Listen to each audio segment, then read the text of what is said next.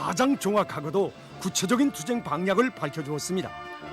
여러분, 국토환경보호사업은 나라의 부강번영을 위한 만년대계 애국사업이며 인민들에게 훌륭한 생활도전을 마련해주기 위한 숭고한 사업입니다. 국토환경보호사업을 전망적으로 실속 있게 벌여야 우리나라를 인민의 낙원으로 건설할 수 있으며 경제 전반에 새로운 활력을 부어줄 수 있습니다. 다 아시는 것처럼 최근 년간 우리나라에서는 재해성 기상 현상으로 인해서 나라의 정상적인 경제 발전이 지장을 받았습니다. 그러나 자연재해는 결코 막을 수 없는 것이 아니며 반드시 막아야 합니다. 아다시피 지난해 우리나라의 전반적 지역에 세찬 폭우와 태풍이 몇 차례 휩쓸었지만 성천군이나 운산군을 비롯한 지산지수를 잘한 지역들은 피해를 입지 않았습니다. 경험은 국토환경보호사업은 중도반달할 것이 아니라 끝장을 볼 때까지, 실제 운이 날 때까지 땀과 양심을 묻으며 근기 있게 진행해야 한다는 것을 보여주고 있습니다. 산들에 나무를 많이 심고 강하천 정리를 잘해놓으면 국토를 보호할 수 있고 인민들의 생명재산도 안전하게 지킬 수 있습니다. 품을 들여 잘해놓으면 50년, 아니 100년 후에도 끄떡없고 많은 경제적 신뢰를 얻게 되는 것이 바로 국토환경보호사업입니다.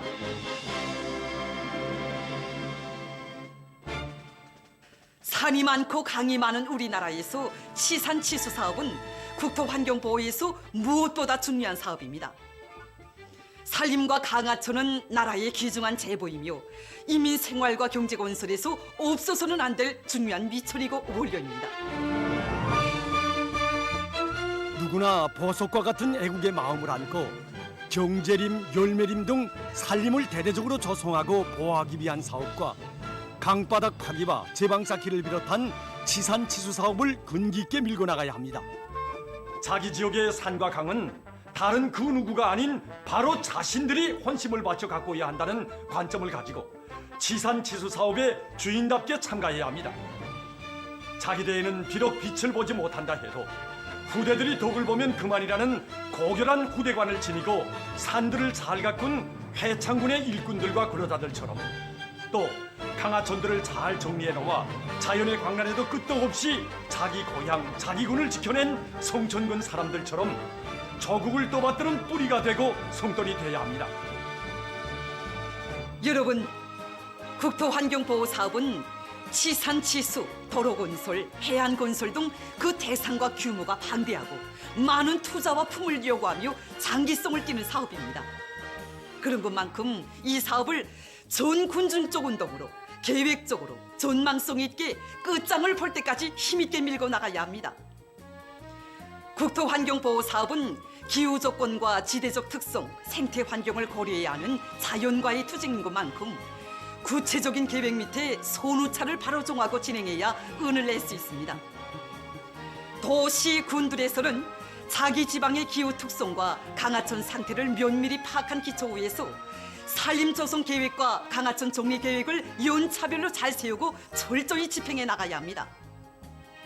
나무 심기 사업에서도 나무를 몇 대 심었는가가 아니라 몇 대 살렸는가, 사방약의 공사를 해도 횟수가 아니라 질적 수준을 기본으로 해서 진행해야 합니다. 해일과 태풍 영향으로부터 주민지역들과 농경지들을 보호하기 위한 방조제를 쌓고 해안 구조물을 하나 건설해도 그 어떤 자연의 광란에도 끄떡없도록 최상의 질을 보장해야 합니다. 여러분, 현대과학기술의 의거에서 국토환경보호사업을 힘있게 밀고 나가야 합니다. 과학기술의 시대인 오늘날 국토환경보호사업도 주목구구식으로 해서는 그 성과를 기대할 수 없습니다. 과학기술을 적극 받아들여 산과 강을 보물산, 보배강으로 전변시켜 나가야 합니다. 산림건설 총계획에 기초해서 적지적소의 원칙에서 구체적인 계획에 따라 나무를 심어야 합니다. 심은 나무 비배 관리를 과학기술적으로 해서 사lum률을 90% 이상 보장하고 뗄나무림 조성 사업을 실속 있게 진행해야 합니다. 태풍 피해를 이겨낼 수 있도록 적지의 바람막이 숲을 과학적으로 조성하며 바늘잎 나무와 넓은잎 나무를 적절히 배합해서 심어야 합니다. 산불 감시 체계와 병해충 예찰 체계를 정연하게 세우고 정황 발생 시 긴급 대응하여 살림을 적극 보호해야 합니다. 계절 조건에 따르는 물 흐름량을 정확히 계산해서 강하천들의 우불구불한 구간을 곧게 펴고 제방뚝을 견고하게 쌓으며 바닥에 쌓이는 흙모래와 자갈을 일상적으로 파내고 호환림 조성을 잘해야 합니다.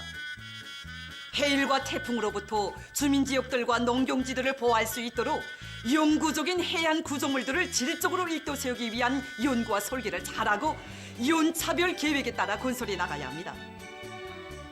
기본 물골수 있는 산간지대들에는 장마철이나 태풍 때 큰 물 피해를 막을 수 있게 저수지를 잘 건설해야 합니다. 자연재해를 막을 수 있도록 저수지들의 저수 능력을 조성하고 물을 기능적으로 관리하기 위한 결정적인 대책을 세워야 합니다. 사태 감시 기술의 의거에서 위험 개소를 제때 찾아 바로잡으며 사방야계 공사의 토양 생물공학 기술과 같은 앞선 공법을 적극 받아들여야 합니다. 산림과학자들과 수리공학자들을 전망성 있게 키워내고 과학연구 성과들을 받아들이기 위한 적극적인 대책을 세워나가야 합니다. 여러분, 국토환경보호사업에서는 만족이란 있을 수 없습니다. 시대가 전진하고 세대가 바뀌어도 또 어떤 조건과 환경 속에서도 계속 근기 있게 실속 있게 내밀어야 하는 것이 바로 국토환경보호사업입니다. 모두 다 국가경제 발전의 새로운 5개년 계획기간 국토환경보호사업에 한 사람같이 떨쳐라 온 나라를 사회주의 선경으로 노동당 시대의 금수강산으로 더 훌륭히 변모시켜 조국 산천을 더욱 아름답게 가꾸어 나갑시다. 푸른 숲의 설레임 소리. 이 소리를 우리는 사회주의 애국림 운동을 활발히 벌려나가고 있는 순천시에 대한 취재길에서도 들을 수 있었습니다.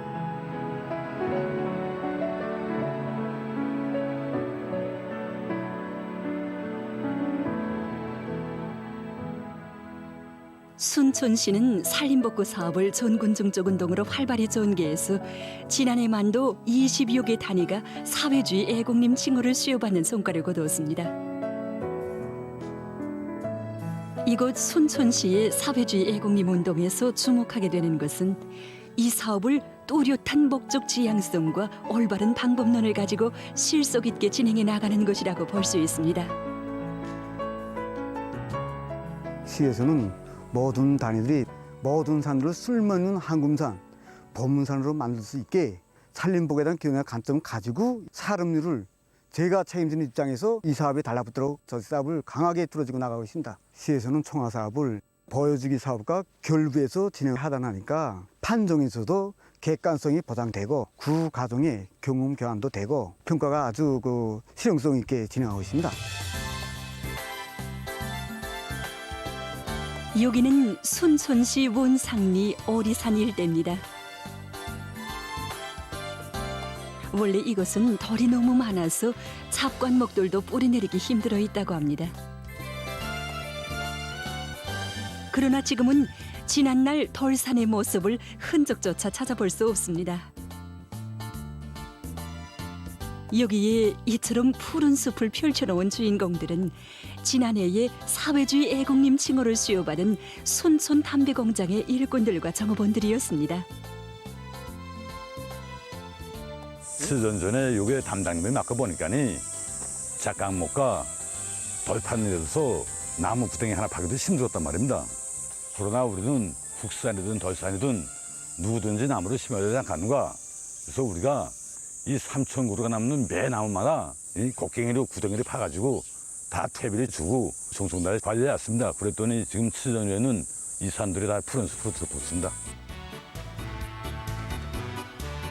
덜과 이 산에도 푸른 숲이 설레이게 해야 한다는 국민적 자각과 소중한 마음들이 그대로 자양분이 돼서 더욱 푸르러가는 애국림이었습니다. 우배에서 수십 리나 떨어진 이곳에도 푸른 숲의 자태를 완연히 드러내며 소나무림이 펼쳐졌습니다. 바로 여기가 지난해에 사회주의 애국님 칭호를 수여받은 순천시 국수집의 정업원들이 담당한 산림구역입니다. 우리 정업원이 30명도 안 되는 데다가 기본 유속 노력들이고 거기서도 대부분은 그저 처녀들이기 때문에 나무를 갖고본 경험도 없기 때문에 좀 처음에는 좀 난감했습니다. 그러나 이들은 이악하게 달라붙어 지대적 조건에 맞게 수종 손택을 합리적으로 하고 소나무의 생태적 특성에 맞게 비배 관리도 과학적으로 해서 담당님을 푸르싱싱하게 가꾸어가고 있습니다. 여성들의 힘으로 펼쳐가는 소나무림은 한 그루 한 그루의 나무마다 진심을 묻어갈 때 얼마든지 푸른 숲의 주인으로 될 수 있다는 것을 또렷이 보여주고 있습니다. 모든 단위들에서 산림조성 사업에 대한 요리가 높아지는 데 맞게 시에서는 사회주의 애국림 운동이 모든 산들을 쓸모있는 황금산, 보물산으로 전변시키기 위한 사업으로 확고히 지향되도록 하고 있습니다. 그 옛날 풀한 폭이 제대로 자라지 못한다고 해서 불단골이라고 불리웠다는 이곳에 이렇게 여러 정보의 과일나무림이 펼쳐졌습니다. 과일나무라 하면 사름률 보장과 비배 관리가 쉽지 않지만 순천시 백화점의 정업원들은 이렇게 토양 조건이 매우 불리한 이 지구에서 갖가지 과일나무림을 가꾸어가고 있습니다. 처음에 그죠 한 가지라도 좋은 일을 해서 인민을 위한데 이바지할 수 없겠나 해서 정말 온 정업원들이 떨쳐 일어나서 매 1000그루 이상씩 심었단 말입니다. 정말 이 사과나무는 그야말로 기술 공정이 복잡하지만 우리가 정말 전업이 아니지만 이런 과학기술적 공법으로 받아들이면서 정말 그 진고름을 날라다 묻으면서 지금까지 이래 왔습니다. 이렇게 정말 바치는 이 심정을 사과나무들이 알아줘서 열매를 이렇게 맺어주는 것 같습니다. 오랜 세월 불모의 땅으로 전해 내려오던 불단골에 펼쳐진 과일나무림. 이곳에서 매해 탐스러운 과일들을 따서 시안의 어린이들과 전쟁 노병들, 용의 군인들에게 공급해주는 기쁨과 보람을 안고 이들은 잣나무와 밤나무를 비롯한 산열매 나무림 조성도 적극 진행해 나가고 있습니다. 이곳 시에서는 사회주의 애국림 운동에서 나무 심기와 비배 관리를 과학기술적으로 해서 심은 나무의 사름률을 결정적으로 높이도록 하는데 특별한 관심을 돌리고 있습니다. 우리가 처음에 잣나무를 심을 때 사름률을 높이자고 스타네를 썼는데 사름률이 올라가지 않았습니다. 그래서 우리가 이거 제도한 것은 나무를 심어놨다고 해서 나무가 저절로 자라는 게 아니라 과학기술을 알아야 잘 키울 수 있겠구나 하고 생각했습니다. 그래서 우리는 자체로 나무 심기와 관련한 기술 학습도 진행하고 산림감독원들과의 연계 밑에 나무 심기와 관련한 강의도 받으면서 나무 사름률을 높이기 위해서 적극 노력하고 있습니다. 그래서 우리는 지금 현재 매해마다 95% 이상의 사름률을 보장하고 있습니다. 물론 평방당 책임제를 실시해서 해당 기관들이 담당 교육을 전적으로 책임진다고 하지만은 구두가 정성적으로 만나서 연계를 가지고 나무 심기와 비배 관리에서 나선 기술적 문제도 알려주고 또 잘못된 점이 있으면 바로 잡아줘야 산림조성을 바로 할 수 있습니다. 그래서 우리 시에서는 우리 산림감독원들이 담당 기관 성원들과 긴밀히 연계해서 산림조성 사업에서 나선 분들을 적극 도와주고 있습니다.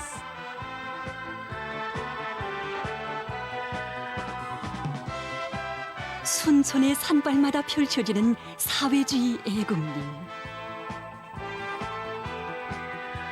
이것은 조국을 위한 애국의 마음과 주인된 자각이 안아온 소중한 창조물이었습니다.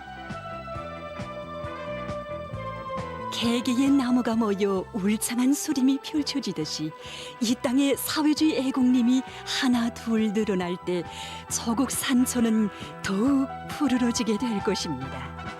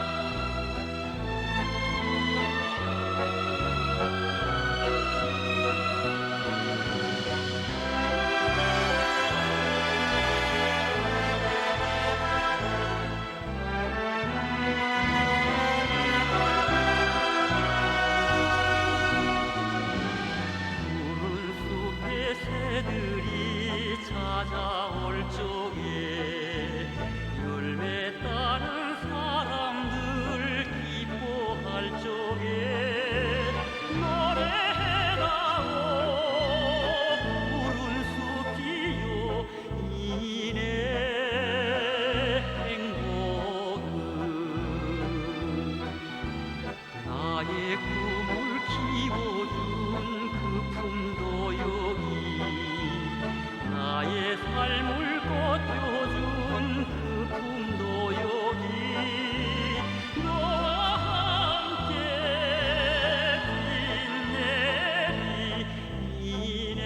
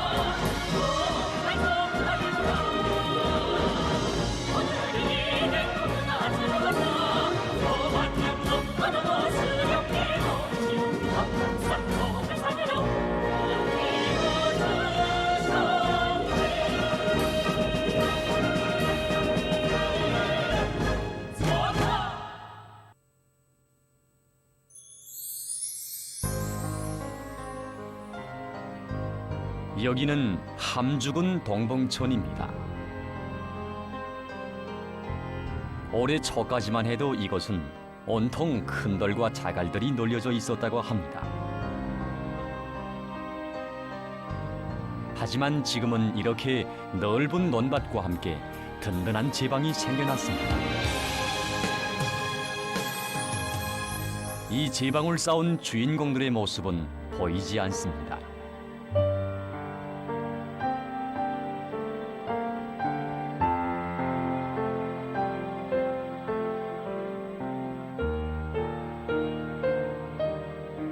지금 지금은 이 제바위가 든든히 섰지만 지난 시기는 엄청 돌무지되고 그래서 큰물이만 나면 우리 집, 우리 마을 농경지들 물에 잠길까봐 늘 근심 속에 살았수다.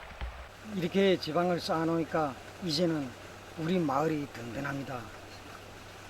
뭐가 좋은가? 큰 물이 나도 농작물과 산림지 피해가 없어 좋아. 수리마 원리마 해놓은 바람에 한 농작물 피해가 없어 좋아. 새 땅을 얻어 좋아. 좋은 점이 한두 가지가 아닙니다. 바로 이 화면이 제방을 쌓기 전 동봉천 모습입니다.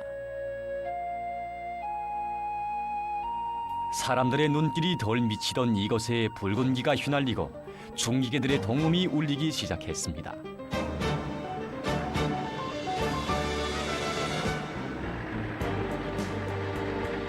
오랜 세월 잠자던 땅을 흔들어 깨운 것은 함경남도 안전국 안전원들이었습니다. 이들이 여기 동복리에 강하천 정리 사업을 시작한 것은 이때가 처음이 아니었습니다. 지난해 우리가 여기 함중은 동봉천에 제방을 새로 쌓고 내정부의 새 땅을 찾고 또 양호장을 건설하고 나니까 진짜 그때 그 궁지감이라는 게 이런 말할 데 없었습니다. 근데 그 감정이라는 게 이 2달도 못 가서 연이어 들이닥치는 자연재해 또 폭우 피해를 해서 우리가 이 제방에 균열이 가고 또 여러 곳에 이제 무너져 내려서 진짜 그 안타까움이란 건 말할 수 없었습니다. 그래서 우리는 이 피해를 빨리 복구하자. 땜때기식으로 하지 말고 이왕 할 바에는 만년대기로 하자. 그래서 1000여미터나 되는 이 제방뚝을 쭉 직선으로 째가지고 제방을 쌓고 새 땅도 찾고 이렇게 해서 우리가 하자니까 정말 공사량이 방대했습니다. 이렇게 시작된 공사였습니다.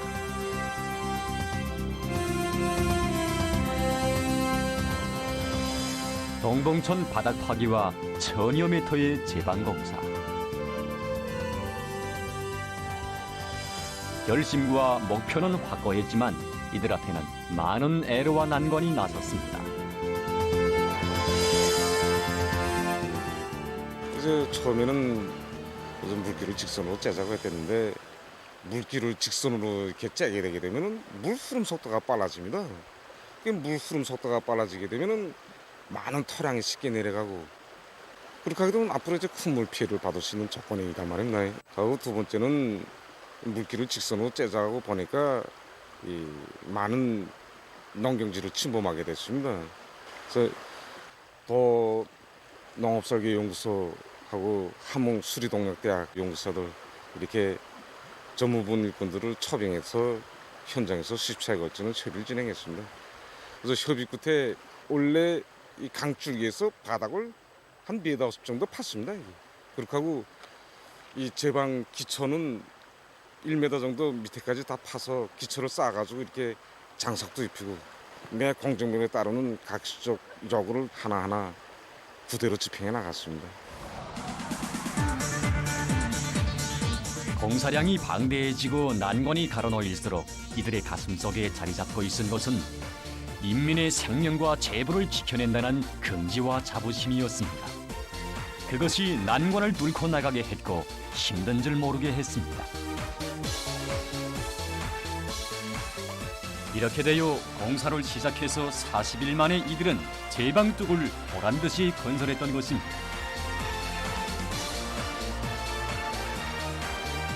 이들은 강하천 정리 과정에 많은 양의 바위와 자갈을 치워내서 7정보나 되는 부침 땅도 얻어냈습니다. 이들의 손에 의해서 동봉천이 하루하루 새롭게 변모돼 갔습니다. 우리는 7정보의 새 땅을 찾은 데만 그치지 않고 어떻게 하면 이거 한 폭이라도 더 심겠는가 이렇게 생각하던 끝에 이거 제방뚝 거의 한 정보 됩니다. 이거 적지 않은 면적인데 여기다 기름장으로 깨를 심자. 그래서 지금 깨를 심었습니다. 그리고 제방뚝에 나무를 심자. 이 나무를 심자 보니까 나무 뿌리가 자라면서 제방을 파괴한다. 이런 의견이 제기됐습니다. 그래서 원림부문 일꾼들과 협의해가지고 제방뚝에 나무를 심으면 제방을 파괴하는 것이 아니라 오히려 제방뚝을 보호한다. 또 이 나무가 자라면 방풍림의 역할도 수행하기 때문에 여러모로 더 좋다. 예? 그래서 우리는 빨리 자라고 수종이 좋은 참대버드나무를 심었습니다. 2달 남짓한 짧은 기간이었지만 이들은 여기 동봉천을 변모시키면서 많은 것을 배우고 알게 됐습니다. 땅 한 떼기, 풀 한 포기도 귀중히 여기고 애써 가꿀 때 조국과 인민의 안전과 재보를 믿음직하게 지키는 마음도 커지게 된다는 진리를 이들은 더욱 깊이 새겨안게 됐다고 합니다.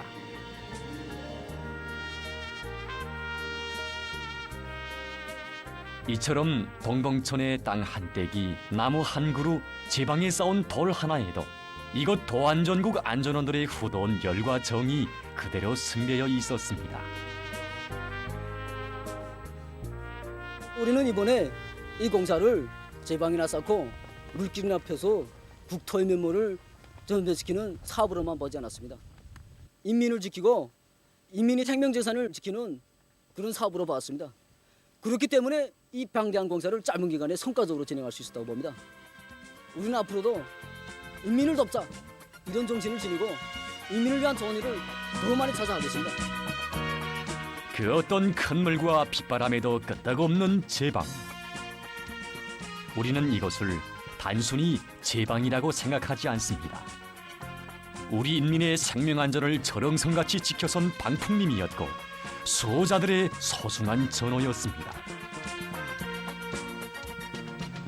끝간디 없이 펼쳐진 동봉천 제방은 오늘도 말해주고 있었습니다. 이런 인민의 참된 안전원들이 있어 인민의 생명 안전이 믿음직하게 담보되고 인민의 재부가 하나하나 늘어나고 있음을.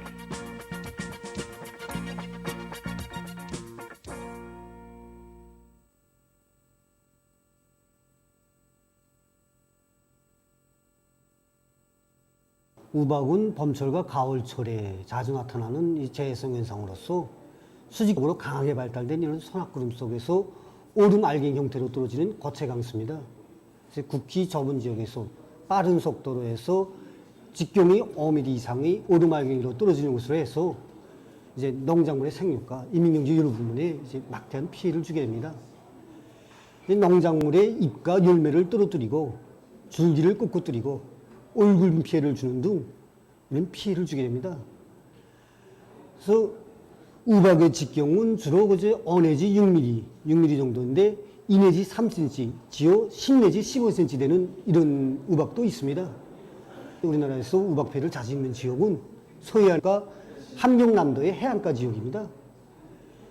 지난 시기 이제 직경이 가장 큰 우박이 내려서 피해를 입은 해는 이제 1981년과 1982년인데 1981년 5월 9일에는 항해남도 해주에서 직경이 15cm 이상의 우박이 내려서 가로수들이 꺾어지고 또 1982년 6월 23일에는 항해북도 장풍에서 직경이 60mm 정도의 이제 우박이 내려서 염소가 죽고 논뼈와 이제 가로수들이 피해를 입는 등 이런 피해를 입었습니다. 그래서 이때 그 우박이 내려서 쌓인 높이를 보니까 이 40cm 정도가 됐다고 합니다. 그래서 최근에도 9월 11일 평안북도 영천에서 직경이 이제 40mm 이상, 그다음에 용변에서 30mm, 함경북도 경원에서 20mm 이상의 우박이 내려서 이제 농작물이 피해를 입었습니다. 앞으로 9월 21일 오후부터 9월 22일 새벽 사이에 이제 상층의 찬 저격골과 불안정한 대기 영향으로 해서 이 대부분 지역들에서 한때 소낙비가 내리면서 일부 지역들에서 우박이 내릴 것으로 예견되고 있습니다. 그래서 우박이 내릴 수 있는 지역은 용변, 독천, 희천을 비롯한 총천강 유역지역과 이 해주, 배천을 비롯한 항해남북도의 유역지역, 언성을 비롯한 함경북도의 북부 내륙지역으로 예견되고 있습니다. 그래서 이번에 내리는 우박은 이 집중성을 띠고 나타나는 것이 아니라 좀 산발성을 띠고 나타날 것으로 예견됩니다.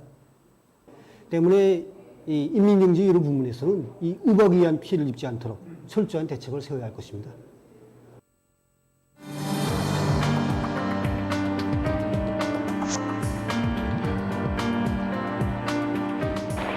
최근 우리나라에 우박과 폭우가 내리는 것과 같은 재해성 이상기후 현상이 나타나고 있습니다. 얼마 전 일부 지역에서도 1.5 내지 4cm, 지역 6cm나 되는 우박이 내렸습니다. 가을고지 시기에 태풍뿐 아니라 우박을 비롯한 재해성 이상기후에 의한 피해를 최소화하는 것은 오리 농사의 성과를 결정짓는 관건적인 문제입니다. 농업 부문에서는 최대로 각성 분발해서 우박 피해를 최소화하기 위한 대책을 철저히 세워나가야 합니다. 우선 이삭이 나와 요무는 시기에 이른 올종, 중간종의 논뼈들을 신속히 가을해야 합니다. 이에 맞게 농업 부문의 지도기관들에서는 먼저 수확할 올종, 중간종 포존 면적을 시급히 정해주도록 해야 합니다. 벼가 요무는 차례로 필지별로 따져가며 가을고지를 하되 우박 피해를 자주 받는 지대의 논부터 신속히 진행해야 합니다. 벼들을 먼저 수확하는 단위들에서는 수확하는 적적 단을 크게 묶어서 세워놓은 다음 그 위에 다른 벼단을 거꾸로 덮어놓아 우박이 내려도 밑에 있는 벼단이나 위에 있는 벼단의 벼알들이 우박 피해를 받지 않도록 해야 합니다. 다음으로 채 요물지 않은 논뼈들에 대한 비배 관리를 보다 책임적으로 진행해야 합니다. 우박이 오기 전에 모든 논들의 물을 완전히 뽑고 포존을 바싹 말려야 합니다. 설사 우박의 벼알들이 떨어져도 최대한 고도들일 수 있도록 빈틈없는 대책을 세워야 합니다.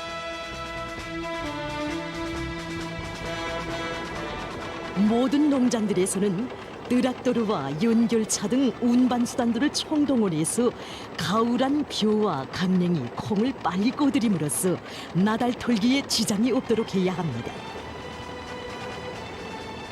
농업 부문을 비롯한 모든 부문 모든 단위에서는 우박 피해를 받을 수 있는 요소들을 따져보고 또 따져보며 2중 3중으로 철저한 대책을 세워나가야 할 것입니다.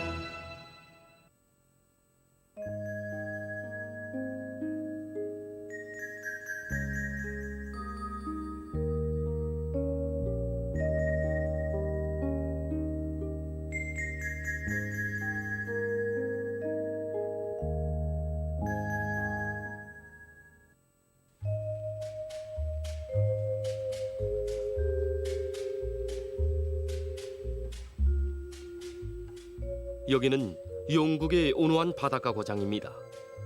지금 이곳에서는 토착종 굴을 다시 포치어 산호초를 비롯해서 바다 생태계를 보호하는 데 힘을 놓고 있습니다. 이것은 지난 시기 이곳에서 소식하던 토착종 굴들입니다. 하지만 수질 오염과 지나친 물고기 잡이로 인해서 이곳 앞바다에서는 굴을 전혀 볼 수 없게 됐다고 합니다. 토착종 굴은 원래 여기 북해의 특산물이었습니다. 지금에 와서야 굴들이 식용으로뿐 아니라 환경에도 아주 큰 역할을 한다는 것을 알게 됐습니다. 굴은 바다의 오염 물질을 요구하는 데 도움을 준다고 합니다. 굴들은 바다 밑에 산호초에 붙어 사는데 굴들이 사라지자 산호초 주변에 사는 생물들의 모기 사슬이 파괴돼서 여러 동식물 종들도 사라지게 됐다고 합니다. 자연 산호초들은 파도의 흐름을 느슨하게 해주고 해안 침식과 해일 피해 위험도 줄입니다.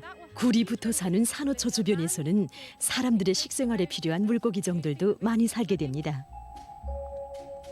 지금 이곳에서는 종묘장에서 오린 굴들을 양식해서 바다에 놓아주고 있습니다. 오린 굴들이 바다 밑에 정착하면 다양한 바다 생물들이 모기 사슬을 이룬 산호초를 형성하는 데 유리하다고 합니다. 지금 이들은 굴 양식을 활성화해서 생태계를 보호하는 데 계속 힘을 놓고 있습니다.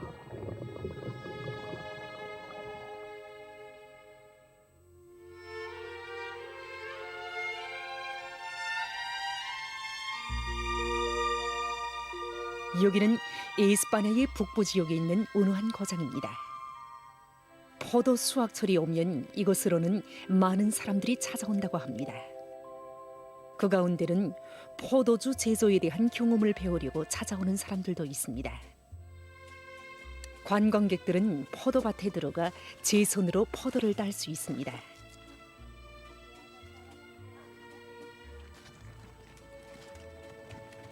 포도 수확을 끝낸 다음 관광객들은 자기들이 따들인 포도들이 어떻게 포도주와 포도 단물로 만들어지는가를 볼 수 있습니다. 이 고장은 오랜 포도주 제조 역사를 가지고 있다고 합니다. 여기 박물관 포도밭에서는 222종의 포도나무들이 자라고 있습니다. 박물관에서는 손님들에게 세계 여러 대륙들에서 재배하고 있는 포도 품종 견본들과 그것으로 만든 포도주와 포도 단물들의 맛을 볼 수 있게 해줍니다.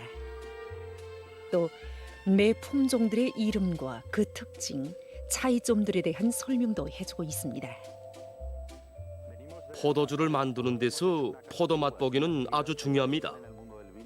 포도가 얼마나 익었는가를 보고 포도를 언제 따들여서 포도주를 만들어야 하는가를 정확히 선택해야 합니다. 관광객들은 포도알 속의 당과 알코올 함량을 알아내는 방법도 배울 수 있습니다. 이곳 사람들은 자기 지방에서 나는 포도 품종의 맛과 포도주의 질을 그대로 유지하기 위해 노력하고 있습니다.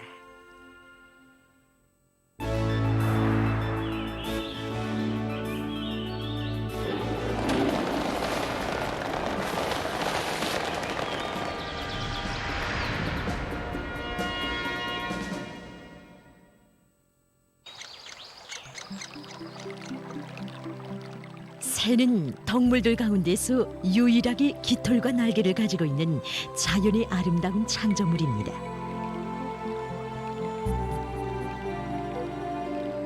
깃털과 날개의 덕분으로 새들은 하늘을 날면서 북극의 동토대로부터 메마른 사막지대에 이르기까지 지구의 거의 모든 지역에서 살고 있습니다.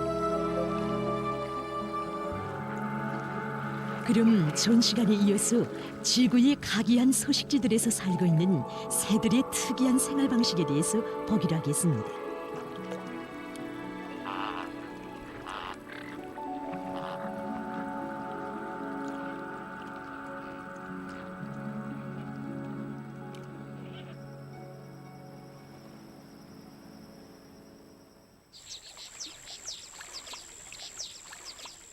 열린 부리 황새에게 먹음직스러운 조개가 걸려들었습니다. 까딱하다간 조개에게 부리를 물릴 수도 있습니다.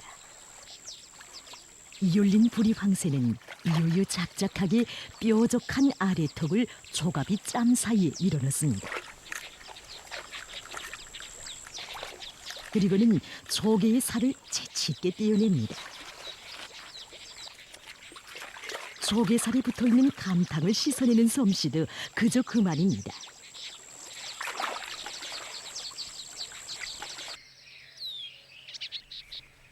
북아메리카 대륙에서 사는 이 갑기새는 뻐꾸기와 같은 수를 씁니다. 동거비의 둥지 안에 자기 알을 낳고는 슬쩍 달아납니다. 동거비를 이용해서 자기 후대를 키워보려는 갑기새의 계책이 성공할 수 있겠는지. 동거비가 둥지 안에 다른 새의 알이 있다는 것을 알아차렸습니다. 동거비는 자기의 둥지를 허루 그 주변에 새 둥지를 짓기 시작합니다.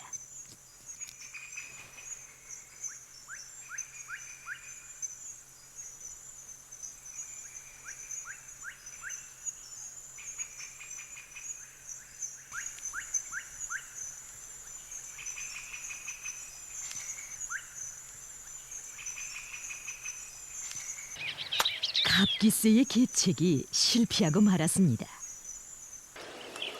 새들에게 있어서 나무잎은 소화가 잘 되지 않는 목입니다. 하지만 남아프리카에서 사는 이 졸망새는 나무잎을 아주 좋아합니다. 졸망새들이 이른 아침부터 나무잎을 뜯어먹고 있습니다. 배를 채운 졸망새들이 해가 비치기 시작하자 서로 몸을 기대고 붙어 있습니다. 이렇게 하면 몸의 열이 보존되면서 나무잎이 잘 소화되게 됩니다. 남아메리카에서 사는 이 호아쥐는 거친 나무잎을 먹고 살 뿐 아니라 소처럼 새김질을 합니다. 2개의 위를 가지고 있는데 두 번째 위에는 일종의 세균이 들어있어 나무잎을 쉽게 분해시킬 수 있습니다.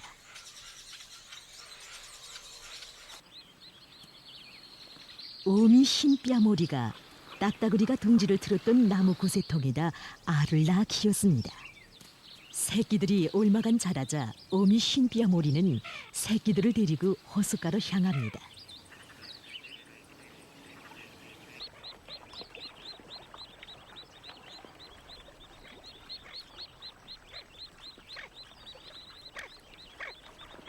그런데 호수는 다른 흰뺨오리 가족 무리가 먼저 차지하고 있습니다.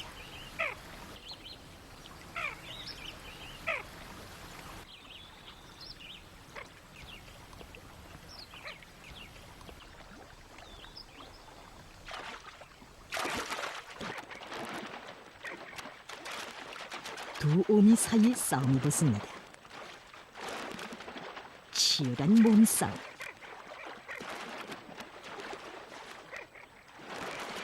뒤늦게 도착한 어미 흰뺨오리가 싸움에서 졌기 때문에 쫓겨나고 맙니다. 새끼들만이 남았습니다. 이제부터는 새어미의 보호를 받으면서 자라게 됩니다.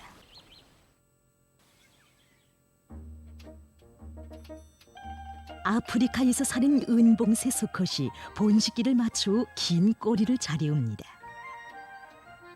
물론 암컷을 끌기 위해서입니다. 길다란 꼬리깃을 펼치고 춤을 춥니다. 그런데 이런 특이한 동작은 매를 비롯한 족수의 눈에 띄기 쉽습니다. 하지만 위험을 무릅쓴 수컷의 이런 행동에 암컷은 더 이상 아닌 보살을 할 수가 없는가 봅니다. 그런가 하면 북극의 동토대에서 살고 있는 이 도유새 수컷에겐 특별한 재간이 없습니다. 도유새 수컷들은 조마다 이쪽 저쪽 날개를 펼쳐 보이면서 암컷을 유혹합니다. 하지만 춤 동작이 별로 신통치 않은지 암컷들은 반응을 보이지 않습니다. 이 수컷은 두 날개를 다 같이 잔뜩 쳐들고 춤을 춥니다. 거기에다 경쾌한 입장단까지 맞춥니다. 암컷들이 모두 이 수컷에게 모여들기 시작합니다. 수컷은 더욱 사기를 올립니다.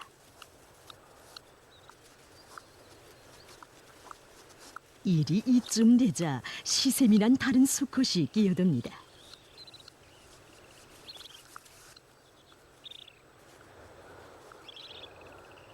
두 날개를 쳐드는 동작을 그대로 따라해 봅니다.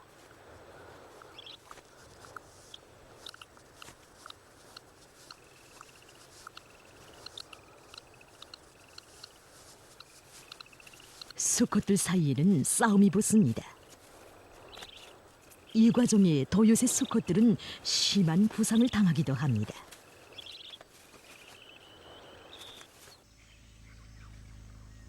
볼새는 모든 새들 중에서 가장 활발하게 움직이는 활동적인 생활 방식을 가지고 있습니다. 이 볼새의 다리에는 포근한 털이 덮여 있어 장화를 신은 것처럼 보입니다. 그리고 두 개의 길다란 꼬리털 끝은 탁구채처럼 생겼습니다. 몸집은 사람의 새끼 손가락만 하고 몸무게는 동전 한 입만큼 나갑니다. 이 볼새의 심장은 1분에 1000번이나 뜁니다. 에너지 소모가 빠르기 때문에 약 10분에 한 번씩 꽃골을 먹어야 하고 하루에 2000개 정도의 꽃을 찾아내야 합니다. 게다가 이 볼새가 살고 있는 숲에는 늘 안개가 끼고 나기 때문에 꽃들이 많지 못하고 꽃들 사이의 거리도 멉니다. 그러니 꽃들 사이에 가장 짧은 지름길을 찾아내는 것이 중요합니다. 여기 수림 속에는 30종 이상의 볼새들이 살고 있습니다. 한 송이의 꽃을 놓고 자리 다툼이 벌어지고 있습니다. 다른 종의 볼새에 비하면 이 볼새는 몸집이 친해 작기 때문에 자리 다툼에서 이길 수 없습니다. 대신 덩치 큰 다른 볼새들이 발견하지 못한 꽃들을 찾아내서 꽃꿀을 빨아먹곤 합니다. 하지만 같은 종의 볼새와의 싸움은 피할 수 없습니다.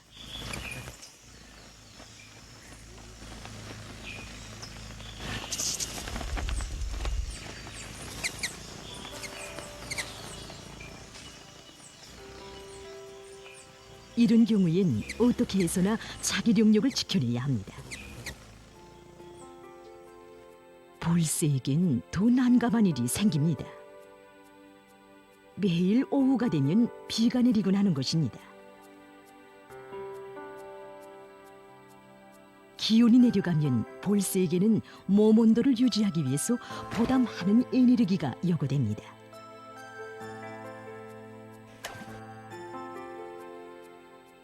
비가 그치면 또 다른 문제거리가 생깁니다. 비가 멎으면 울볼들이 꽃꿀을 따러 다니는 것입니다. 울볼에게 한 번 쏘이면 볼새는 죽을 수 있습니다. 하지만 볼새는 꿀볼보다 우월한 비행 능력을 가지고 있습니다. 볼새는 다른 새들과 달리 뒤로도 날 수 있으며 공중에서 임의의 방향으로 방향을 바꾸면서 원형 회전도 할 수 있습니다. 이런 민첩하면서도 독특한 비행 능력으로 해서 볼새는 쉼없이 움직여야 하는 하루 생활을 견뎌낼 수 있습니다.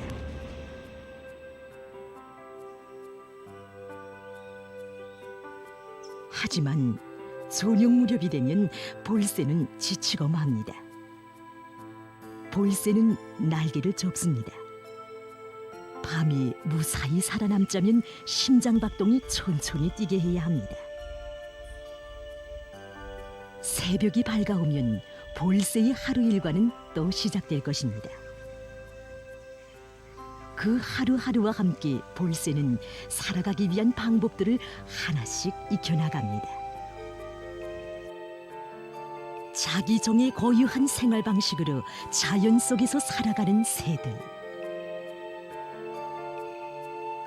이처럼 새들의 세계는 다종다양하고 흥미있는 모습으로 가득 차 있습니다.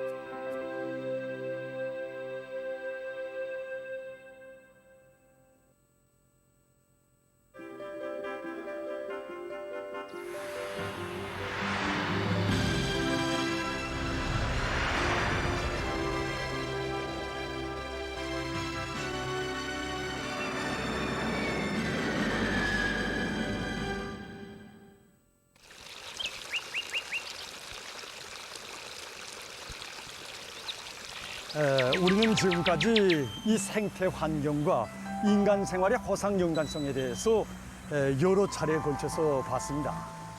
그럼 오늘은 우리 모두가 다 알고 있는 이 오존층에 대해서 보자고 합니다. 흔히 사람들은 이 지구상의 만물이 태양의 빛을 받아서 서생하고 또 자기 생명을 유지해 간다고 합니다. 옳습니다. 태양은 바로 이렇게 사람이나 자연의 필수적인 것입니다.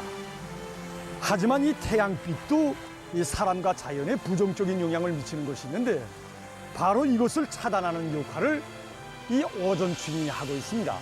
이 오존층은 지금 우리가 이게 살아가고 있는 이 대륙권 위에 있는데 그럼 이 오존층의 역할과 그 보호에 대해서 보기로 합시다.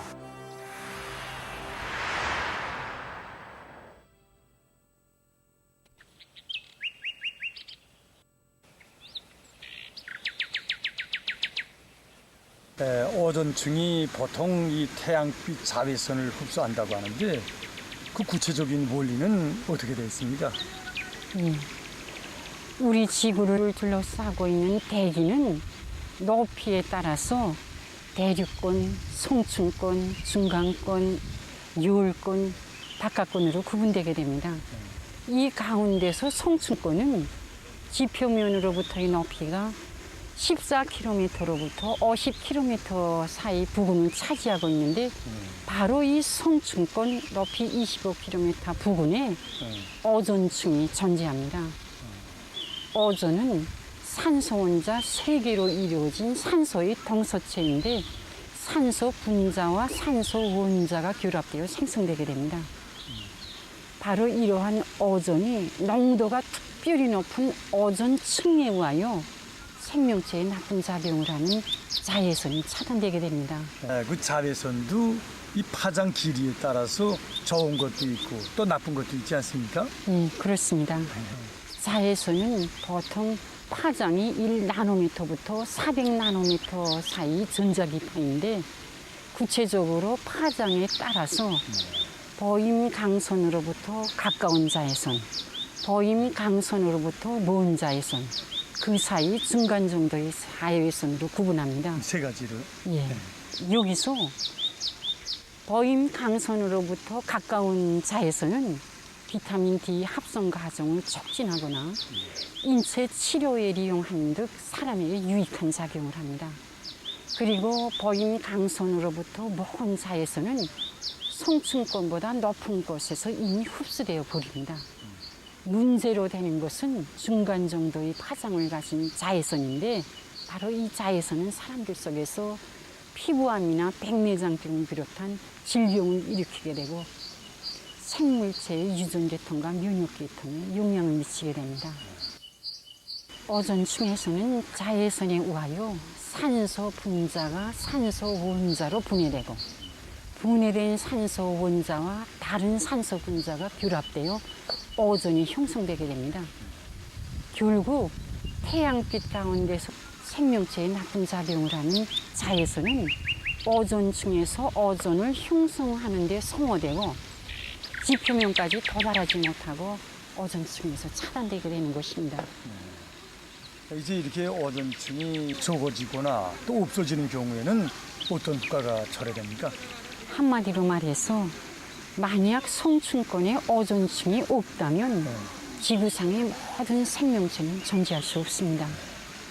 자료에 의하면 오존량이 1% 감소되면 피부암 환자가 4% 증가되게 되고 오존층이 파괴로 태양빛 자외선 복사가 20% 증가되면 세계적으로 알곡 수확량이 20% 감소되게 됩니다.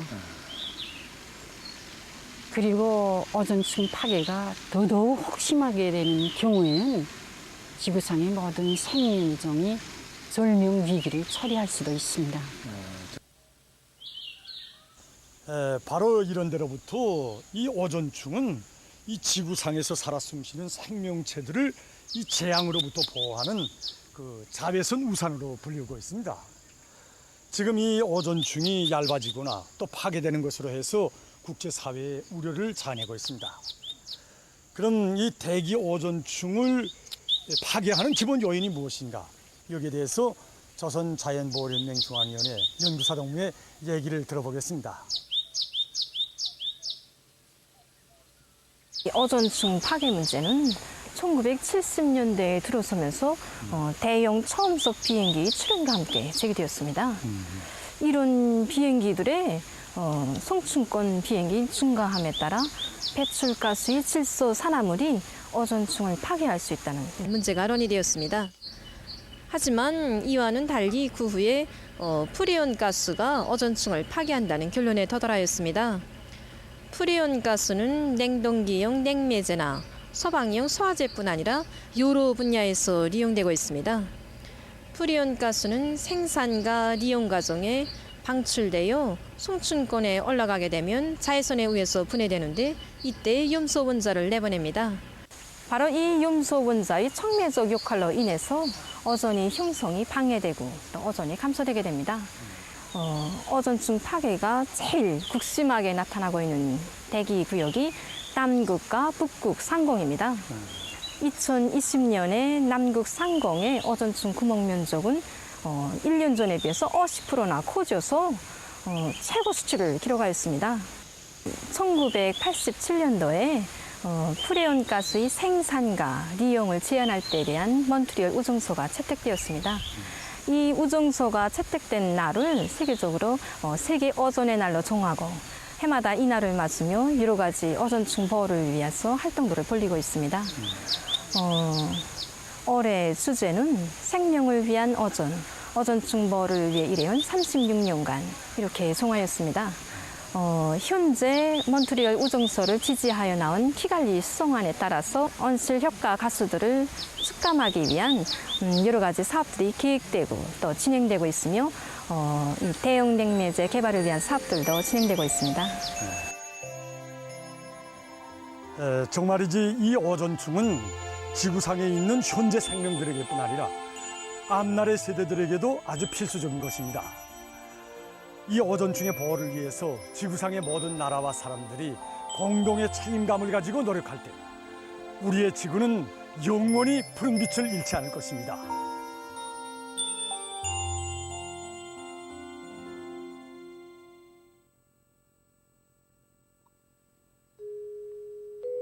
지구는 아름답습니다.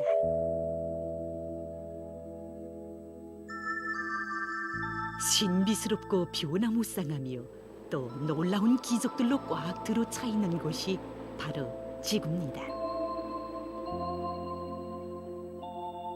생명이 살고 있는 유일한 행성인 지구. 지구의 모습에 영향을 준 네 가지 고유한 힘. 바로 화산과 기후, 얼음, 그리고 바다입니다. 좋은 시간에 우리는 바다의 형성과 해안선을 변화시키는 파도의 거대한 힘에 대해서 보았습니다. 그럼 바다는 또 어떤 거대한 힘을 가지고 있는지 그에 대해서 계속해서 보기로 하겠습니다.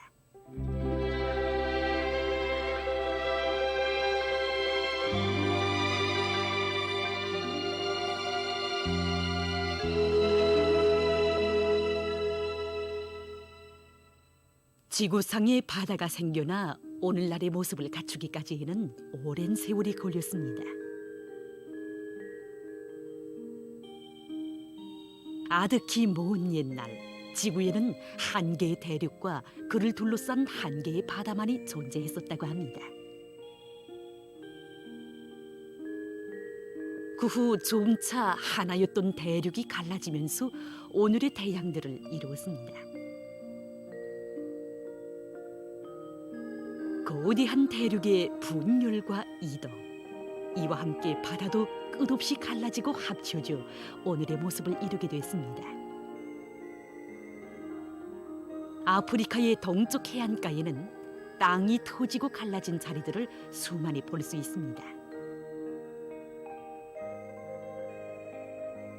2005년 대지진으로 생긴 이 갈라진 자리들은 점점 넓어지고 있다고 합니다. 땅이 갈라지면서 생긴 이 틈자리들의 길이는 수백 킬로미터나 됩니다.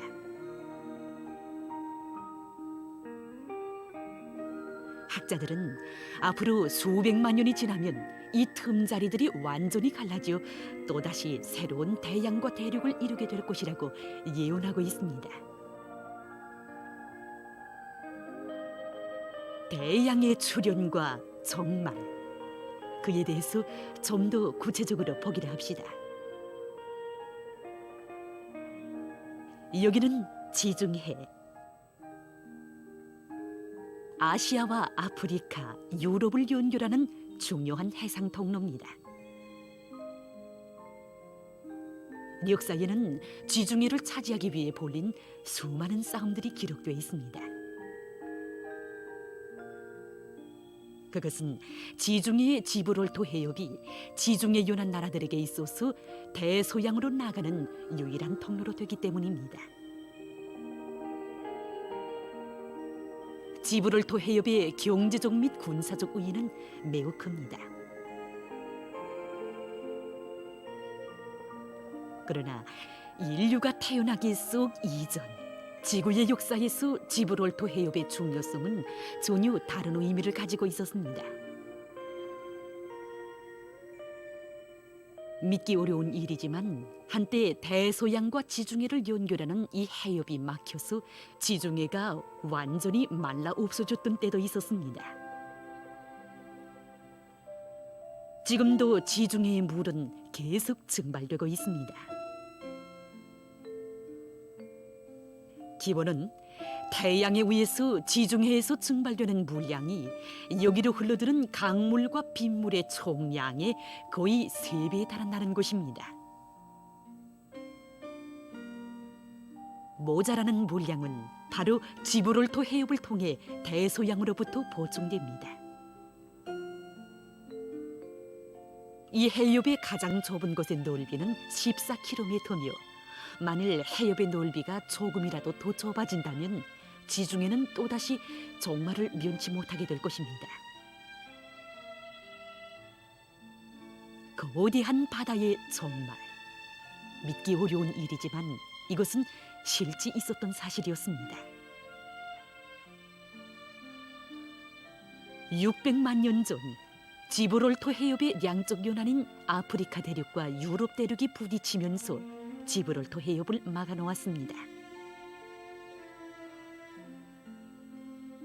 이로해서 바다로부터 보충되던 지중해의 물이 줄기 시작했습니다.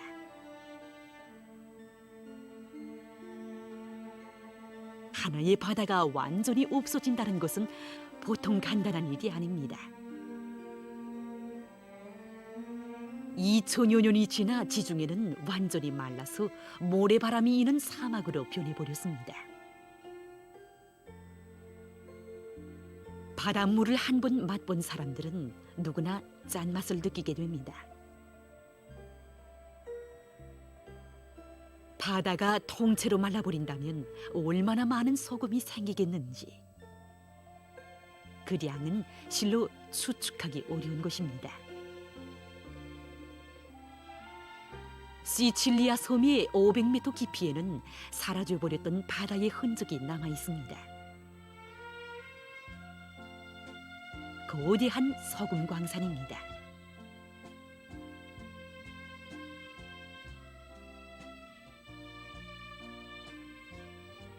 시칠리아 섬의 이 광산에서는 해마다 50만 톤의 소금을 캐내고 있습니다. 매장량도 대단한데 앞으로 수백만 년 동안이나 계속 캘 수 있을 정도로 아주 많은 양이라고 합니다. 바다 물결 모양의 무늬가 보입니다. 바다로 흘러드는 강들은 바닷물이 짠맛을 내게 하는 소금 온천입니다. 강들은 산을 지나 바다로 오는 저온기간 땅을 씻어내리면서 여러 가지 성분들을 물속에 용해시킵니다.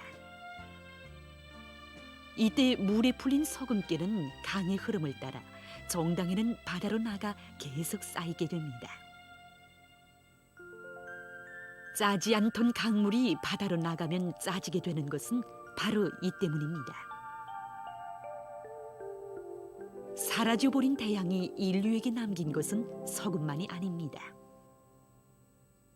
소금보다 더 값지고 진귀한 것도 있습니다. 덩굴의 벽에 온통 번쩍거리는 것들이 꽉 차 있습니다. 믿기 어려운 일이지만 눈앞에 번쩍거리는 것은 얼음이 아닙니다. 아름다운 수종들입니다. 자연이 만들어낸 예술 박물관입니다. 아름답게 반짝거리는 수종 무리들. 이 덩굴은 어느 한 석고광산의 가지굴인데 길이 1m까지 되는 수종도 있습니다. 지구 곤륜에 있던 바닷물이 땅속의 뜨거운 용암과 부딪힐 때 이러한 수종이 생겨나게 됩니다. 이것들은 바다 밑 땅 속에 그대로 남아있게 되었으며 바닷물이 마르면서 이런 희한한 보물 동굴을 고스란히 남겨놓았습니다. 지중해가 말라서 사막으로 되었었다는 것은 믿기 어려운 일이지만 마르고 또다시 물이 흘러드는 일이 실제 지구의 역사에 여러 번이나 기록되었습니다. 지중해의 종말은 이 지역에서 사는 여러 종의 동물들의 진화에도 영향을 미쳤습니다. 물이 사라져버리자 새로 생긴 땅에는 코끼리가 나타났습니다. 여기에 또다시 물이 밀려오자 코끼리들은 물이 미치지 못하는 더 높은 곳으로 피난처를 찾아 떠나가야 했습니다. 오늘날의 시칠리아 섬이 코끼리들이 옮겨갔던 피난처의 하나였습니다. 외딴 곳에 떨어진 이 동굴에서 학자들은 코끼리의 뼈를 발견했습니다. 이것은 코끼리의 이동을 말해주는 증거였습니다. 그러나 이 동굴에서 발견된 코끼리들은 오늘날의 코끼리들과 전혀 비슷하지 않았습니다. 척보기에 그냥 일반 동물의 다리뼈처럼 보이지만 구체적으로 살펴보면 코끼리의 다리뼈라는 것을 알 수 있습니다. 코끼리는 90cm밖에 안 되는 매우 작은 것이었습니다. 모기의 부적과 생활 용역의 비좁음으로 해서 이 코끼리는 불행하게도 염소만하게 작아졌던 것입니다. 작아진 코끼리들과 수종 동굴, 소금 광산은 바다가 사라지면서 남긴 흔적들의 일부분입니다. 앞으로 지브롤터 해협이 또다시 막히는 사태가 빚어진다면 그로 인한 피해는 인간의 상상을 초월하게 될 것입니다.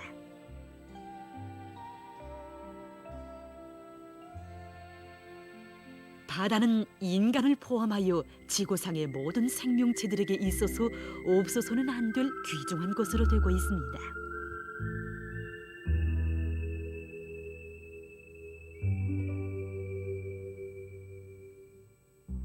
사람은 바닷물 속에서 살 수 없지만 바다는 사람에게 있어서 뗄래야 뗄 수 없이 귀중한 존재입니다.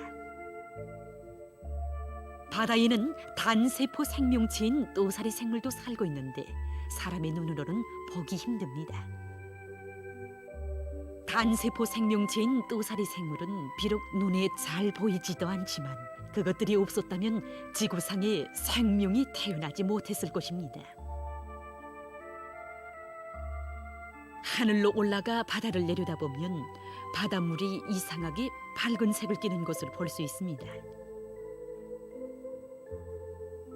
이것은 수많은 단세포 생명체들이 욱실거리는 것으로 해서 생기는 현상입니다. 하늘에서 내려다보느라면 많은 곳에서 이러한 단세포 생명체들이 밝은 빛을 내는 것을 볼 수 있습니다. 이것들의 수는 대단히 많은데 우리가 사는 지구에 직접적인 영향을 줍니다. 첫째로 단세포 생명체들은 수많은 생명체들의 모기 수요를 충족시킵니다. 단세포 생명체들이 없다면 바다의 물고기나 거북이들은 모두 굶어 죽고 말았을 것입니다. 수많은 바다 생명체들의 기본 먹이 원천인 이러한 미생물들은 바다의 거주자들을 먹여 살릴 뿐 아니라 지구상의 모든 생명체들이 숨 쉴 수 있도록 산소를 공급해 줍니다. 또사리 생물들은 비답성을 진행하는데 이 과정에 햇빛과 탄산가스를 분해해서 부산물인 산소를 내보냅니다. 이러한 비답성 공정은 지구의 모든 곳에서 진행됩니다. 풀색으로 표시된 곳들은 또사리 생물들이 집중되어 있는 것을 표시한 것입니다. 또사리 생물들은 곳곳에서 산소를 합성하며 또사리 생물들이 만들어낸 산소는 바다와 대기를 뒤덮습니다. 산소는 바다와 육지, 하늘에서 사는 모든 생명체들에게 절실히 필요합니다. 만일 이 미세한 또사리 생물들이 없다면 지구상에 사는 모든 생명체들은 산소 부족증을 느끼며 질식돼서 죽고 말 것입니다.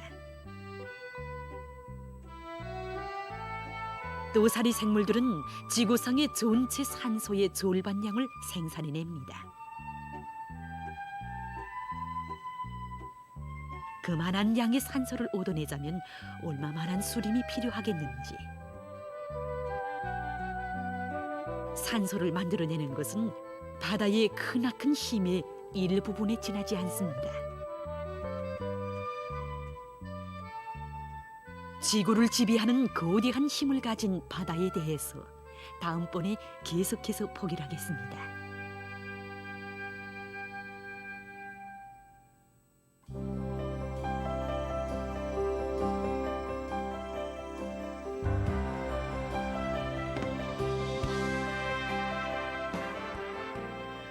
경리하는 김정은 동지께서는 다음과 같이 말씀하시었습니다. 보건실천에서 절박하게 요구되는 새로운 의학과학기술 분야를 개척하고 고려의학을 과학화하며 최신 의학과학기술을 적극 받아들여야 합니다.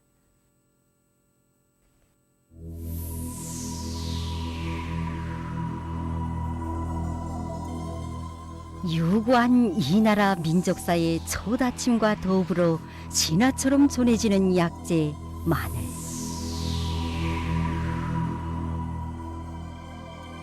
우리 선조들의 슬기로움이 등불이 되어 그 신비한 약효 세기와 세기를 넘어 전해지고 있거니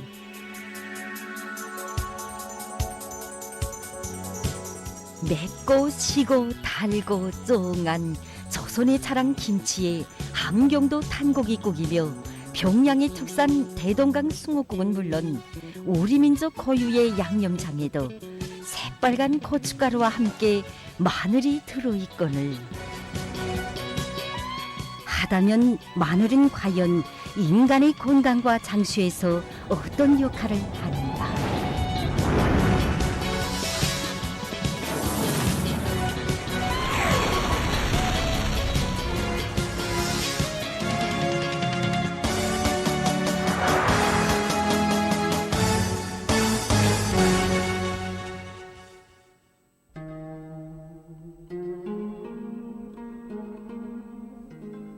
마늘의 원산지는 우리나라로서 그 역사는 무려 수천 년을 헤아리고 있습니다. 팥과 팥 속에 속하는 여러의 살이 양념 남새 작물인 마늘 속에는 단백질, 지방, 당질, 섬유소, 비타민을 비롯하여 여러 가지 영양 성분들이 풍부하게 들어 있습니다. 중요한 것은 마늘을 탕치면 여러 물질들이 반응하면서 사람의 건강과 장수에서 훌륭한 약효를 나타내는 알리신이라는 기본 생리 활성 물질이 생겨난다는 것입니다. 바로 이 알리신과 여기서 분해된 서분자 류황 함유 화합물들로 이루어진 것이 현대에 와서야 그 비밀이 밝혀진 마늘 속의 장수물질 마늘 종류입니다. 그렇습니다. 사람의 건강과 장수에 미치는 마늘의 위력은 바로 이 마늘 종류에 있으니 우리 이제부터 마늘 종류가 부리는 저하의 세계를 들여다봅시다. 마늘 종류와 동맥경화. 유기체가 여러 가지 원인에 의하여 자극을 받으면 콜레스테롤 합성의 주요 효소들인 스쿠알린 모노옥시게나제와 베타 히드록시메틸글루타릴산, 히드록시메틸글루타릴조 A 환원 효소들이 활성을 띠게 됩니다. 활성을 띤 새 효소들이 혈장 중에 저밀도 지단백과 지질을 나르는 인자를 쉽게 산화시켜 산화된 저밀도 지단백으로 전환시켜 버립니다. 위험한 것은 이 산화된 저밀도 지단백들이 독성을 띠면서 직접 혈관 내피 세포를 파괴한다는 데 있습니다. 솔상가상이라고 파괴된 혈관 내피 세포들에서 산생된 활성산소가 새 효소의 발생을 증가시켜 파괴 면적을 더욱더 넓혀 나갑니다.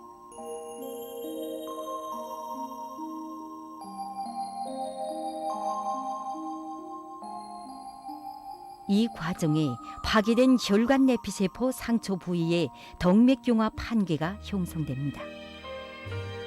보다시피 덕맥경화 판괴는 뇌혈전, 뇌출혈을 일으키고 나아가서는 심장혈관 계통에서 심근경색, 협심증까지 초래합니다.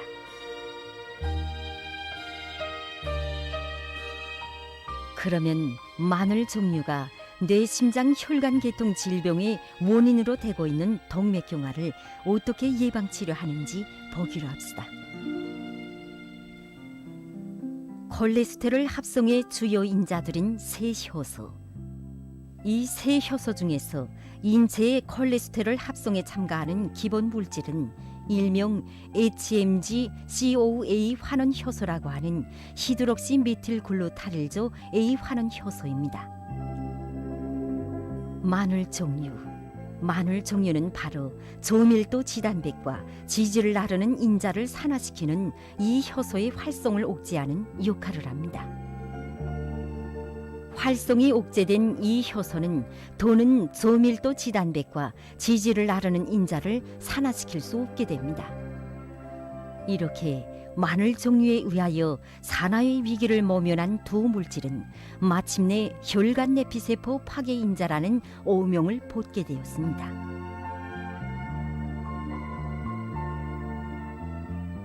마늘 종류는 이 밖에도 이미 형성된 덕맥경화 판괴를 제거하고 수축된 혈관 내피세포도 회복시켜 혈관을 확장시켜주는 역할을 합니다. 그러면 이 뒤에 또 어떤 흥미있는 마늘 이야기가 있는지.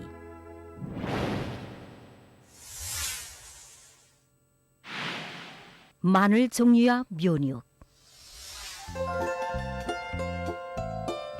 사람의 몸 안에는 면역 계통을 담당한 T세포, B세포, 대탐식세포를 비롯한 면역 담당 세포들이 있습니다. 몸 상태가 정상일 때 이 면역 담당 세포들은 몸 안에 침습한 각종 병균들을 제거하는 기능을 수행합니다. 그런데 피로나 강한 스트레스, 과음, 용양장애 등 여러 가지 원인에 의하여 몸 상태가 나빠지면 어떤 현상이 일어나겠습니까? 그러면 피 속에서 항상 낮은 상태를 유지하고 있던 인터로이킨 4의 수준이 높아지고 반대로 높은 상태를 유지하고 있던 감마 인터페론의 수준이 낮아지는 비정상적인 상태가 조성됩니다. 이때 면역 담당 세포들은 면역 기능이 떨어져 자기 역할을 원만히 수행하지 못하게 되는데 이 틈을 이용하여 각종 병균들이 세포나 조직, 장기들에 쉽게 침습하여 병을 일으키게 됩니다. 그러면 마늘 종류는 여기서 어떤 역할을 하겠습니까? 마늘 종류가 들어가면 이렇게 피 속에서 비정상적인 상태인 높아진 인터로이킨 4의 수준이 낮아지고 반대로 낮아진 감마 인터페론의 수준이 올라가 정상 상태를 조성해 줍니다. 감마 인터페론의 수준이 올라가면 면역 담당 세포들은 다시 활성을 띠면서 이물들을 탐색하여 없애버리게 됩니다.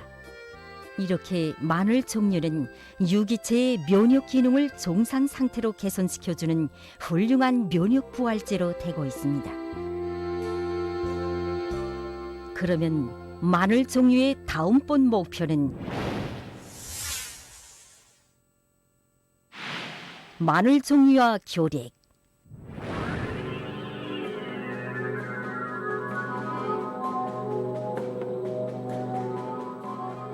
이것이 바로 교렉균입니다. 교력균의 일반적 형태는 가느다란 막대기 모양이며 그 구조를 보면 균체의 시스테인 골격 구조를 이루는 메르카토기와 그를 둘러싼 세포벽으로 되어 있습니다. 세포벽은 이렇게 4개의 층으로 되어 있는데 여기서 제일 둔둔한 층은 10나노밀리미터의 두께로 된 전자투명 대층입니다. 이 전자투명 대층은 미콜산이 포함된 탄소 원자들이 긴 사슬 구조로 배열된 최고급 지방산으로서 세포벽의 화학 성분에서 50%를 차지합니다.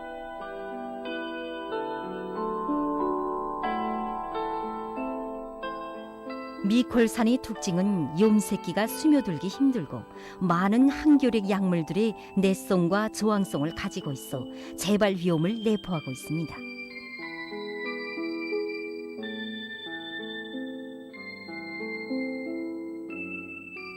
교력균의 윤체 내에는 골격 구조를 이루는 L시스테인과 글루타티온이라는 물질이 들어있는데 바로 이 두 물질이 효소들인 시스테인 프로테이나제, 알코올 탈수소 효소, 티오레독신 환원 효소와 반응하여 증식합니다.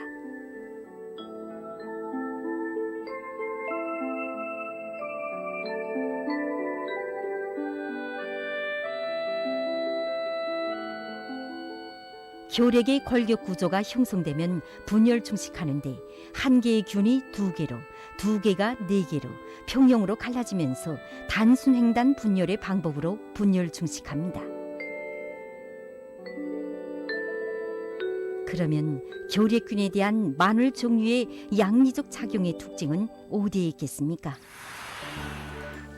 교력 치료에서 이 마늘 종류의 특징은 항교력 약물들에 대한 내성을 가진 다제내성 교력균을 파괴, 영해시켜줘 병의 재발을 막아주고 면역을 높여줘 회복기를 훨씬 앞당겨준다는 데 있습니다.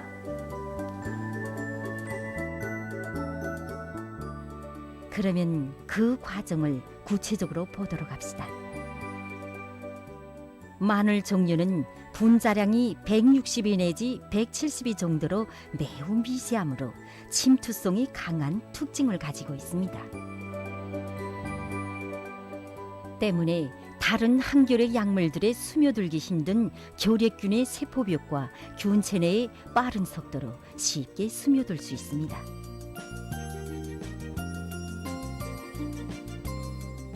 그러면 마늘 종류가 어떻게 되어 많은 항교력 약물들이 녹여내기 힘들어하는 미콜산이든 지질막을 빠른 속도로 녹여내는지,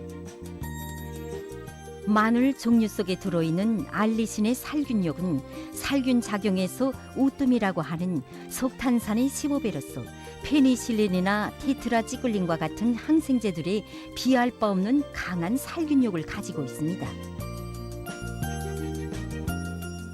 이런 강한 살균력으로 마늘 종류 속의 알리신은 지질막이 미초 저항성과 내성을 가지기 전에 빠른 속도로 파괴 용해시켜 버립니다.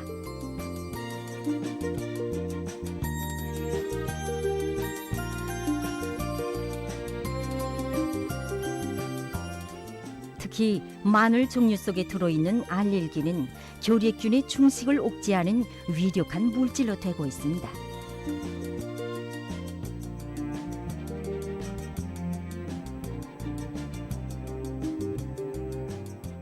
아시다시피 교력균의 균체 골격을 이루는 L시스테인과 글루타티온은 티오레독신 환원 효소와 알코올 탈수소 효소, 시스테인 프로테이나제와 반응하면서 분열 증식합니다. 마늘 종류 속에 들어있는 알릴기는 바로 균의 골격 구조를 이루는 두 물질과 함께 균 대사 활동의 기본 물질인 새 효소들과 선택적으로 결합하여 옥제 소멸에 버림으로써 교력균이 더는 충식하지 못하게 합니다. 빠른 속도로 균에 스며드는 강한 침투력, 다른 항균 물질들에 비할 바 없이 강한 살균력, 이런 강한 무기로 결핵균의 세포벽과 균체 골격을 순차적인 방법으로가 아니라 동시에 녹여버림으로써 균이 미처 내성과 조항성을 가지기 전에 없애버린다는데 마늘 종류의 고유한 특징이 있습니다.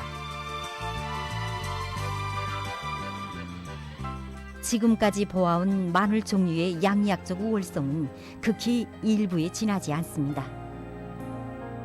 현재 마늘 종류의 치료 범위는 유선암을 비롯한 암성 질병들과 폐염과 같은 호흡기 질병들은 물론이고 간장 질병, 당뇨병, 알츠하이머병 등으로 나날이 확대되면서 그에 대한 치료와 연구가 세계적인 관심사로 되고 있습니다.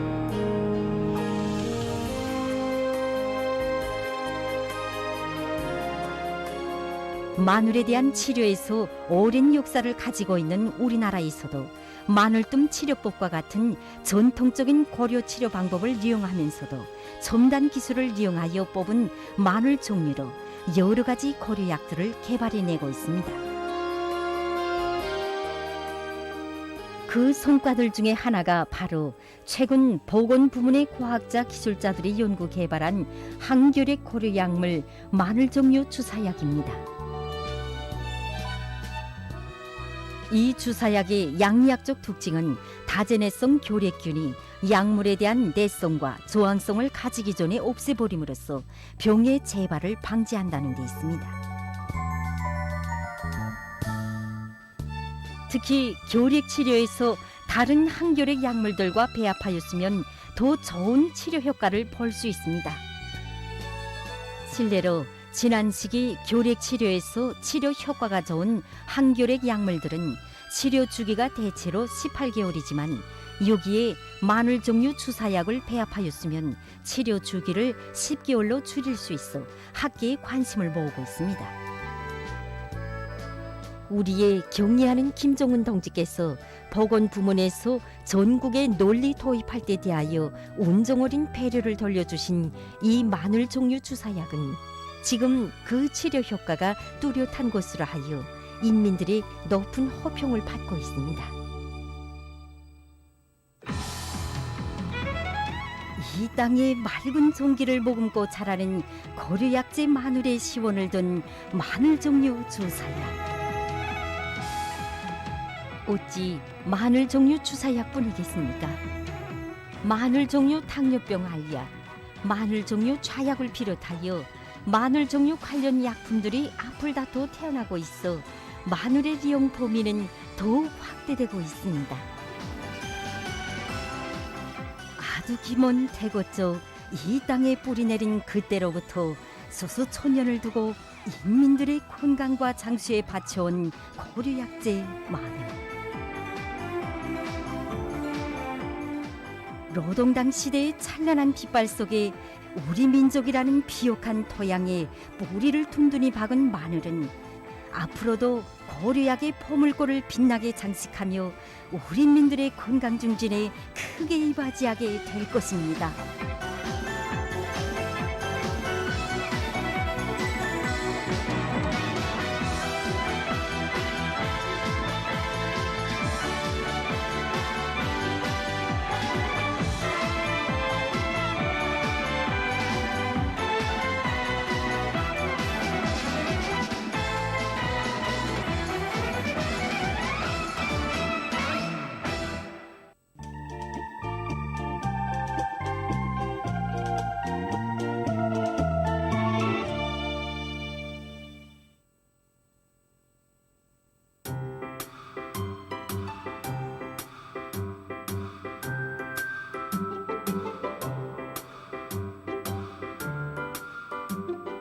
따뜻하게 비춰지는 햇빛을 자양분으로 여기 중앙식물원의 여기저기 있어도 꽃싹들이 아름다운 꽃망울을 한껏 톳습니다. 꽃향기 극히 풍기며 봄날의 정취를 한껏 돋구어주는 중앙식물원의 식물들 중에는 기름밤나무도 있습니다. 기름밤나무는 우리나라 전 지역에서 다 심을 수 있습니다. 그런데 특히 그 평안남북도, 그다음에 그 자강도, 양강도, 함경북도, 이거 청진 이북 지역 이런 지역이 더 잘 자랍니다.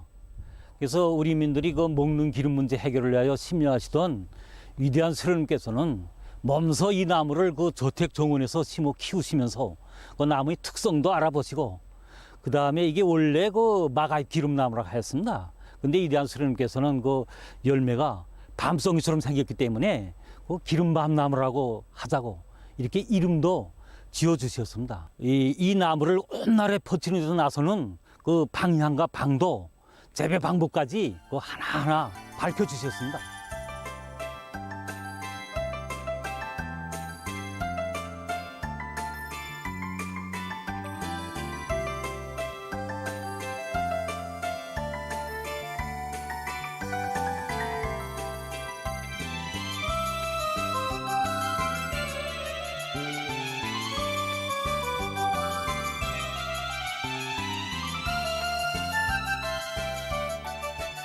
도시 올림 녹화에 이용되는 나무들은 우선 관상적 가치가 높아야 합니다. 그런 측면에서 기름밤 나무는 아주 좋은 나무입니다. 그래서 키가 그렇게 크지도 않고 또 작지도 않고 그저 보통 정도이면서 조국성이 강하고 그 벌레가 끼지 않습니다. 그래서 농약도 치지 않고 그렇게 자랄 수 있습니다. 5월은 평양에서 기름밤나무의 꽃이 아름답게 피어나는 시기입니다. 향기도 그윽한 기름밤나무의 꽃은 5월 중순까지 아름답게 피어 있는데 기름밤나무의 독특한 아름다움은 이렇게 꽃이 피었을 때에는 물론이고 꽃이 지어도 잎새들의 색깔이 기가 막힐 정도로 새파란 것입니다. 가지마다의 큰 열매들이 주렁주렁 매달려 오가는 사람들의 걸음을 멈춰 세우는 계절에는 또 그대로의 벌맛이 있어 도시 올림 녹화에서 종원수로 좋은 나무로 손꼽히고 있습니다. 기름밤 나무는 평양 지방에서 7월 말부터 8월 초 사이에 수확하게 됩니다.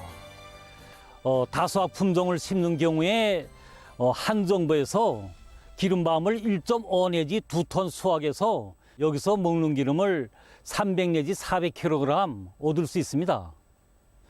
기름밤은 복숭아처럼 생겼습니다. 복숭아처럼 생겼는데 처음에는 새파랗게 익다가 점차 이렇게 시늘해지면서 그러면서 이게 벌어지게 됩니다. 기름밤나무는 이름 그대로 기름 작물로서 씨 속살에만도 기름이 60% 이상이나 들어 있습니다. 기름은 노란색을 띠며 향기롭고